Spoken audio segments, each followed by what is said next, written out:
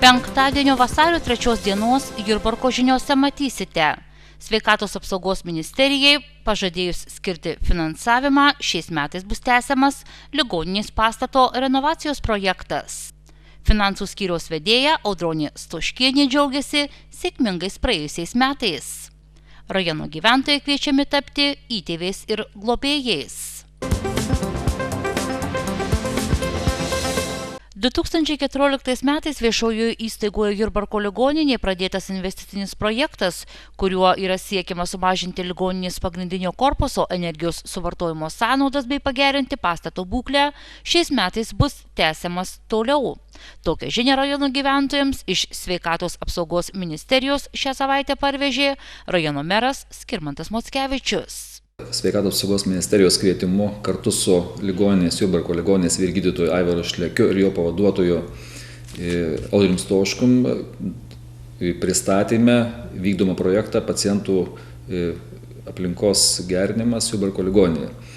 Šis projektas vykdomas nuo 2014 metų ir viceministrė Gintarė Šakalytė ir visa grupė specialistų išsamiai domėjosi, kokia projektų vykdymo eiga, kiek yra padaryta ir kiek reikia padaryti ir kokia šių darbų kaina. Tai mes informavome, kad yra atlikta apie 60% darbų. Likusi suma, kurią prašytume iš ministerijos, tai būtų maždaug 450 000 eurų ir dar reikėtų 20% dasidėti savivaldybei. Ir kaip visada tokias atvejais iškilo diskusija, kalbant su Sveikatos apsaugos ministerijos vadovais, su valstybinės ligonių kasos vadovais, ar tikslinga buvimas tokios ligonės, tokių paslaugų. Ir mes ir šį kartą, ir kitais kartais visada akcentuojame, kad ligoninės buvimas yra būtinas, visų skyrių dabar esančių buvimas yra būtinas ir savivaldybė prisideda visomis galimybėmis tam, kad būtų išlaikytos paslaugos ir mūsų rajono gyventojai šitas paslaugos gautų būtent mūsų mieste. Pirmaisiais projekto įgyvendinimo metais iš valstybės investicijų programos ligoninės pastato renovacijai buvo skirti 289 620 eurų. Dar 72 115 eurų buvo skirta iš savivaldybės biudžeto.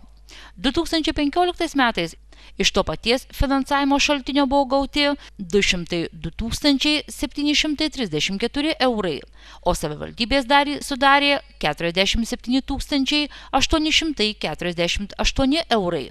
Kad projektas būtų užbaigtas iki galo, reikia dar kiek daugiau nei 300 000 eurų. Juos iš valstybės planuojama gauti per keletą metų dalimis. Šiais metais yra ministro įsakymu skirta 150 000 eurų iš valstybės ir 40 000 eurų mes pridėsime iš savivaldybės. Likęs projektas turėtų būti gyvenintas per 2-3 metus, kasmet prašant po 100-120 000 eurų. Tai būtent ir ministerija norėjo išgirsti, kiek yra tikslinga šitą projektą vykdyti ir ar prisidės savivaldybė ir kas pasikeis šitą projektą įgyvendinus. Tai mes akcentavome, kad likę darbai tai yra balkonų stiklinimas likusių neįstiklintų, vandentiekio vamzdžiai, nuotėkio vamzdžiai ir ventiliacija, kuri ypač pagerintų mikroklimatą ir taip pat leistų sutaupyti šiluminę energiją. Prieš kiek daugiau nei 1,5 metų Jurbarke viešėjusi tuometė Sveikatos apsaugos ministrė Rimantė Šalaševičiūtė, apsilankiusi Jurbarko ligoninėje, savo pasisakymais apie planuojamas reformas rajoninėse ligoninėse ir ketinamus čia uždaryti chirurgijos ir vaikų ligų skyrius, sukėlė nerimą ne tik dėl tolimesnio rajono ligoninės likimo, bet ir dėl investicijų į šį pastatą naudingumo. Praėjusiu metu rudenį pasikeitus valdžiai tiek vyriausybėje, tiek ir Sveikatos ministerijoje, kalbos apie tokias reformas nutilo. Ir pasak rajono mero, panašu, kad bent jau Jurbarko ligoninėje artimiausiu metu jokių skyrių uždarymai negresia. Detaliau nebuvo kalbėta, bet plačiaja prasme buvo kalbėta apie visas dabar teikiamas paslaugas, kad jos neturi mažėti, o jos turėtų būti gerinamos tos paslaugos, tų paslaugų prieinamumas ir būtent kalbant apie chirurginį skyrių, šiais metais ketiname skirti 60 000 eurų laparoskopo ir kolonoskopo įsigijimui, kadangi žinant apie vėžinių susirgimų gausą mūsų rajone, tai yra viena iš būtinų sąlygų, kad žmonės vietoje galėtų atlikti laiko tyrimus. To paties tuometės sveikatos apsaugos ministrės vizito metu buvo paliesta ir dar viena opi problema – automobilių stovėjimo aikštelių prie Jurbarko ligoninės ir pirminio sveikatos priežiūros centro sutvarkymas bei naujų įrengimas. Rajono mero Skirmanto Mockevičiaus teigimu, šio klausimo sprendimui įgyvendinti reikalingos lėšos bus rastos šių metų savivaldybės biudžete. Yra suprojektuotos aikštelės, yra perkamų darbai ir šiais metais savivaldybė skirs 50 000 eurų šių aikštelių įrengimui iš savivaldybės biudžeto. Tai tikimės, kad taip pat tai bus žingsnis pagerinant gyventojams prieinamumą, kadangi atvykus svarbu turėti kur pastatyti automobilį netoli nuo ligoninės. Tai ši aikštelė taip pat tikimės šiais metais bus bent jau dalinai padaryta, sutvarkyta. Šios savaitės antradienį, sausio 31 dieną, Jurbarko rajono savivaldybės didžiojoje salėje vykusio jungtinio savivaldybių tarybos komitetų posėdžio metu savivaldybės administracijos finansų skyriaus vedėja Audronė Stoškienė rajono politikams pristatė rajono vadovų kartu su administracija parengtą 2017 metų savivaldybės biudžeto projektą. Prieš pristatydama jį finansų skyriaus vedėja tarybos nariams pateikė praėjusių 2016 metų biudžeto įvykdymo ataskaitą. Joje konstatuojama, jog praėjusių metų pajamų planas buvo įvykdytas, o metų pabaiga, lyginant su 2015-aisiais, kur kas lengvesnė. Žiūrint turbūt ilgametę patirtį, galiu pasakyti, kad metai tikrai baigėsi neblogai. Buvo ir tam tikrų sutaupimų, aišku, tai turėjo įtakos ir šildymo sezonas trumpesnis, žinoma, ir tokios jau šiltesnės žiemos turi įtakos, aišku, didelių pūgų nebuvo, vėlgi ir seniūnijos kažkiek tų lėšų pataupė, tai turėjau galimybę įsigyti ir inventoriaus teritorijų priežiūrai, švietimo įstaigos įsigijo taip pat ir prekių tam tikrų ir mokymo priemonių. Na, mano požiūriu tikrai metai nebuvo blogiausi.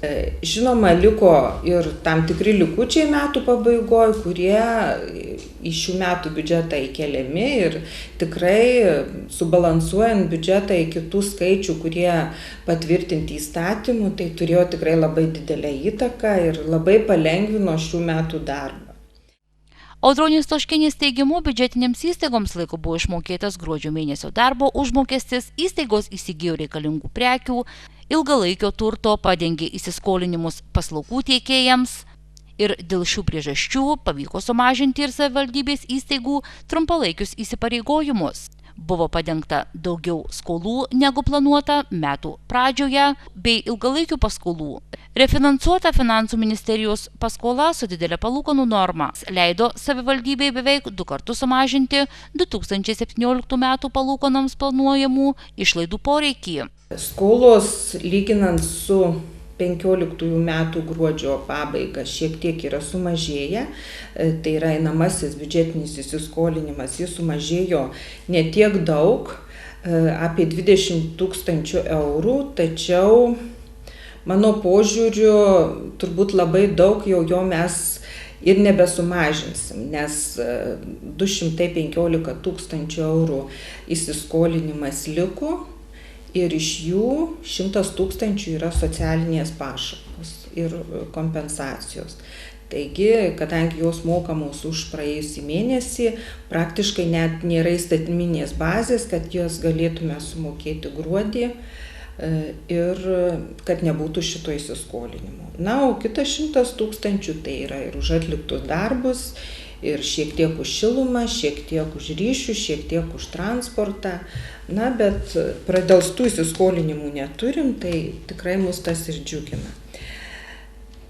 Kalbant apie ilgalaikius įsiskolinimus, tai yra ilgalaikės paskolas, vėlgi praėjusiai metai buvo pirmi tokie, kad savivaldybės pradėjo laikytis naujo labai griežto fiskalinės drausmės įstatymo ir kuo toliau, tuo labiau yra suvaržomi savivaldybių skolinimaisi.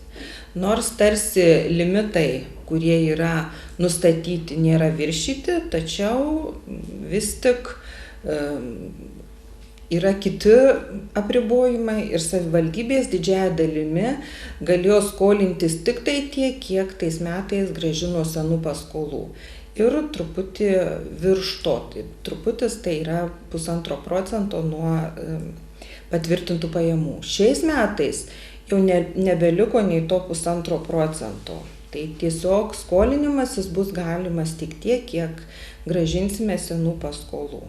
Praėjusiai metai dar nebuvo projektų pradžios metai, tai tų skolinimosi, sakykime, lėšų poreikis ir nebuvo labai didelis. Vėlgi apie šiuos metus ir skolinimąsi kalbėti, tai dar truputį ankstoka, nes dar nežinome, kurie projektai įsibėgės šiais metais.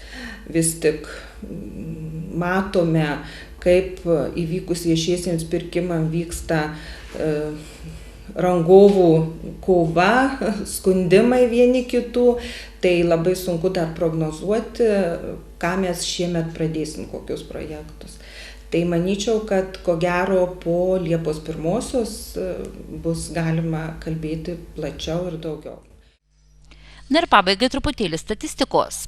2013 m. gruodžio 31 dienos kreditorinis įsiskolinimas atmetus ilgalaikius įsipareigojimus sudarė 1 267 000 eurų, o paskolos ir kiti ilgalaikiai įsipareigojimai 3 476 000 eurų.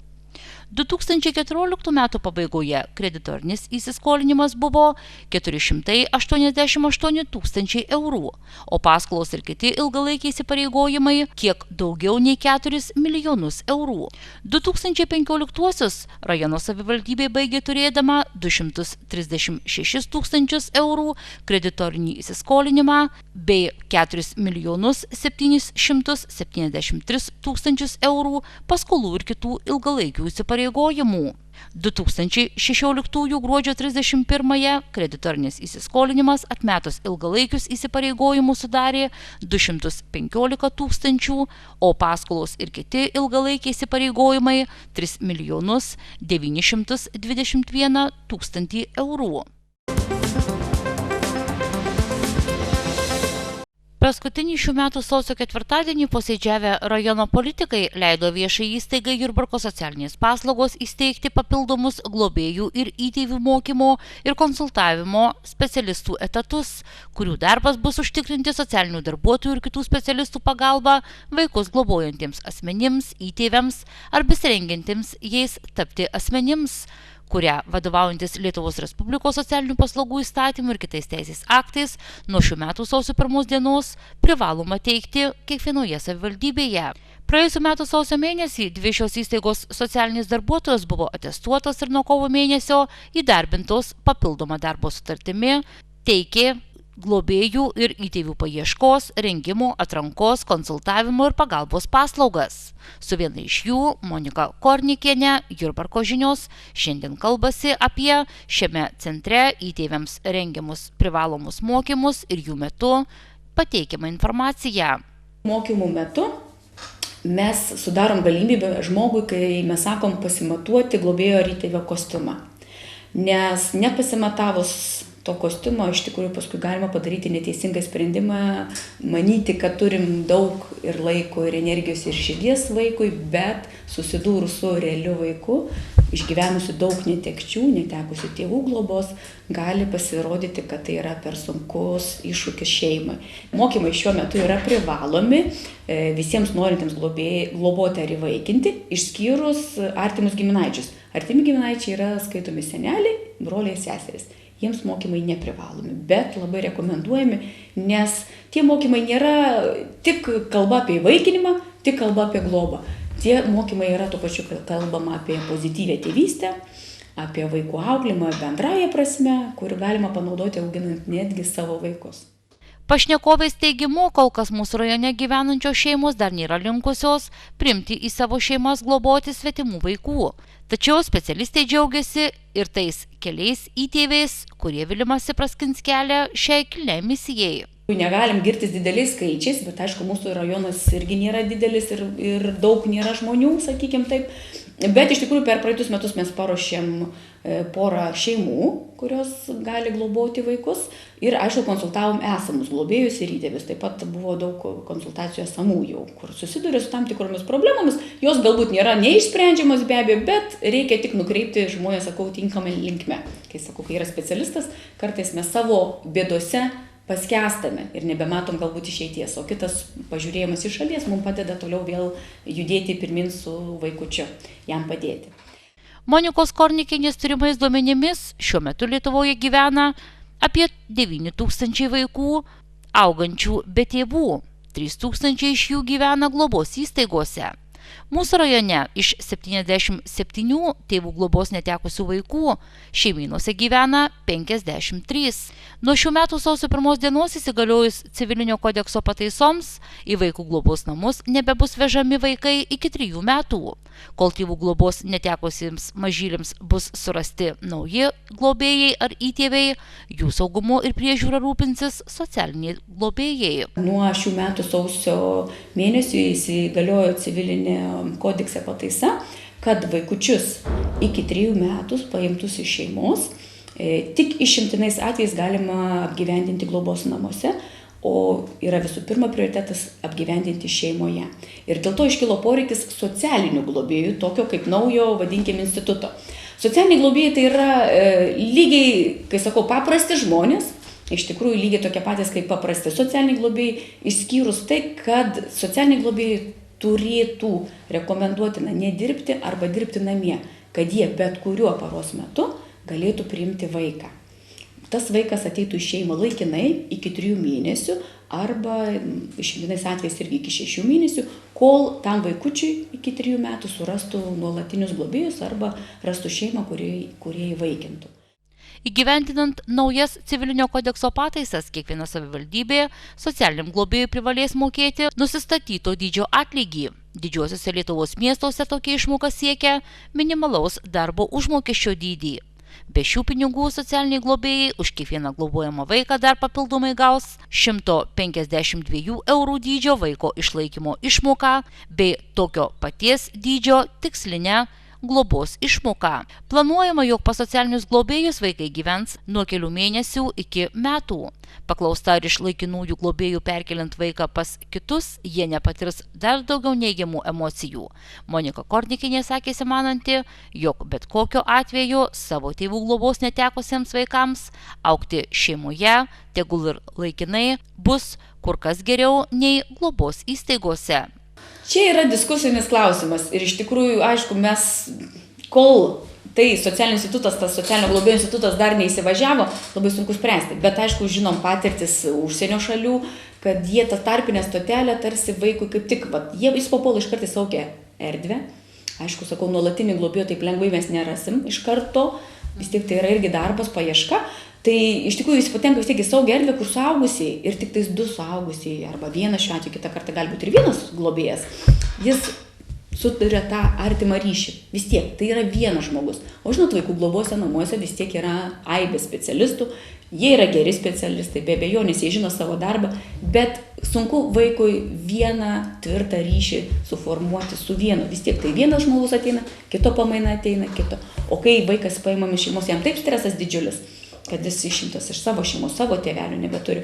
Ir jis papuola tik tai su vienu, su 2 žmonėm, tas ryšys pradedamas kurti. Jam yra žymiai lengviau, paprasčiau, saugiau. Aišku, tas perkelimas po 3 mėnesių į nuolatinę, bet tai yra tai tik tai tarpinė tokia stotelė, kurioje mes galvom, ne mes galvom čia iš psichologo galvo kol kas, kad vis tiek tai yra mažesnis stresas, negu papulti į vaikų globos namuose, kur didelis skaičius vaikų, didelis skaičius pačių specialistų, iš tikrųjų, kurie nėra galimybės jam saugiai, taip jau ramiai pereiti lengvai.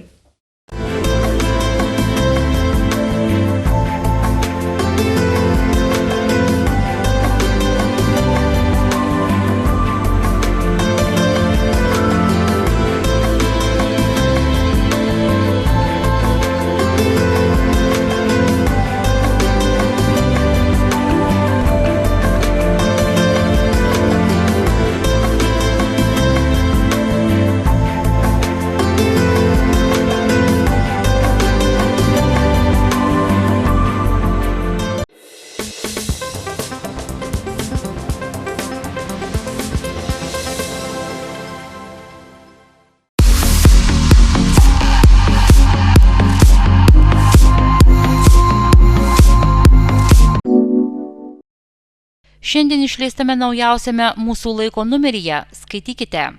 Tragedija Kėdainiuose atvėrė ir skaudžias rajono žaizdas. Savo vaikus muša tie, kuriuos ir jų tėvai mušė. Jurbarko rajone daugėja mamų, kurios kenčia nuo smurtautojų arba kurios nemoka rūpinti savo vaikais, kurių dažniausiai turi ne po vieną ir ne po du. Rajono medikai tikrina, kad nemažėja nepriežiūros atvejų, kuomet į ligoninę atvežami vaistų išgėrę, nusiplikę, susipjaustę ar kitaip nukentėję mažamečiai. Vaikai kenčia ne tik namuose, bet ir mokyklose, vaikus muša ar kitaip skriaudžia kiti mokiniai. Jurbarko rajono ligoninės medikai gali papasakoti ne vieną atvejį, kuomet į ligoninę nukentėjęs vaikas atvežamas iš mokyklos. Tai tik dalis opų, kurių niekaip nepavyksta užgydyti. Plačiau šią temą skaitykite naujausiame Mūsų laiko numeryje. Kita publikacija pasakoja apie vienos moters norą pasmagurauti rūkytų ešerių. Trečiadienį į redakciją moteris atsiuntė nuotrauką, kurioje ant šaltai rūkyto ešerio mėsos akivaizdžiai matėsi nemenkas kiekis įvairaus dydžio kirmėlių. Moteris sakė, kad žuvį pirko miesto centre esančioje Dainių parduotuvėje, prekiaujančioje mėsos ir žuvies gaminiais. Jurbarkietė pasakojo, kad nuėjusi į parduotuvę perspėjo, ką radusi, tačiau pasak jos, tokių žuvų parduotuvėje jau nebebuvo. Visas išpirko. Plačiau apie tai sužinosite perskaitę publikaciją pavadintą Rūkytą ešerį nusipirko su kirmėlėmis. Tolimesniuose laikraščio puslapiuose skaitytojų laukia dar vienas įdomi publikacija – interviu su vaikų psichiatru Linu Slušniu. Nemokama žymaus specialisto konsultacija Mūsų laiko skaitytojams. Taip galima pristatyti šį interviu su vienu žinomiausių vaikų psichiatrų, psichoterapeutų Linu Slušniu, kuris apgailestauja, kad lašišas saugome labiau už savo vaikus. Interviu skaitykite vidiniuose penktadieninio Mūsų laiko puslapiuose. Atsivertę kitus puslapius, skaitytojai ras kriminalinės savaitės naujieną bei kitą policijos informaciją, keletą straipsnių sveikatos ir sporto tema bei įdomų pasakojimą apie prieš savaitę Jurbarko bibliotekoje vykusi Justino Stonio knygos pristatymą. Visos šios ir dar daugiau naujienų skaitytojų laukia šio penktadienio Mūsų laike. O rytoj bus išleistas ir kitas rajonų laikraštis Šviesa. Planai Jurbarko katilinė laukia investicijų. Taip pavadintoje pirmojo puslapio publikacijoje pasakojama. Pirmajame šių metų Jurbarko rajono savivaldybės tarybos posėdėje buvo derinamas akcinės bendrovės Kauno Energija filialo Jurbarko šilumos tinklų 2017-2020 metų investicijų planas. Šis, kaip ir kiti 17 posėdėje svarstytų klausimų, diskusijų nesukėlė. Juolab, kad prieš tai tarybos nariai buvo pakviesti į Jurbarko šilumos tinklus pasižvalgyti ir savo akimis įvertinti įmonės veiklą. Plačiau šią temą skaitykite Šviesoje. Šalia ką tik paminėto straipsnio, kitoje publikacijoje pavadintoje Etatinis brakonierius vėl spendi kilpas, pasakojama. Vasario 1 dieną Jurbarkų seniūnijos Gedžių kaimo gyventojas suprato, kad brakonieriauti nebebus taip lengva kaip anksčiau.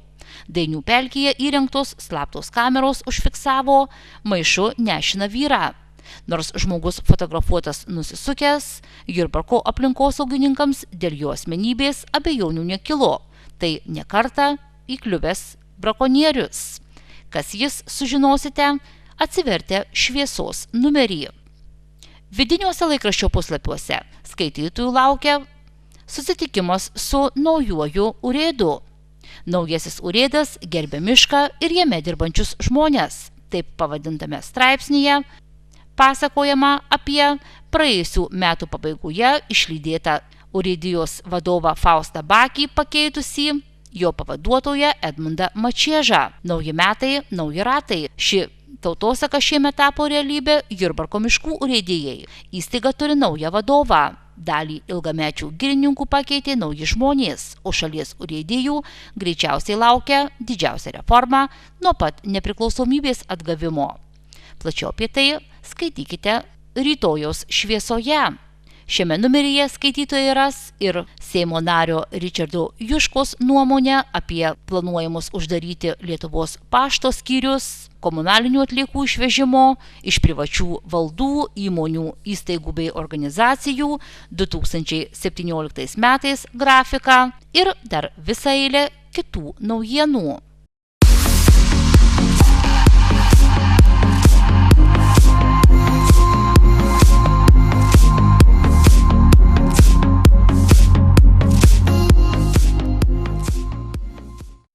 Nuo šių metų sausio 24 dienos iki kovo 31 dienos Jurbarko rajono viešojoje bibliotekoje veikia Jurbarko kultūros centro Konstantino Glinskio teatro 2016 metų retrospektyvinė kūrybinės veiklos fotoparoda.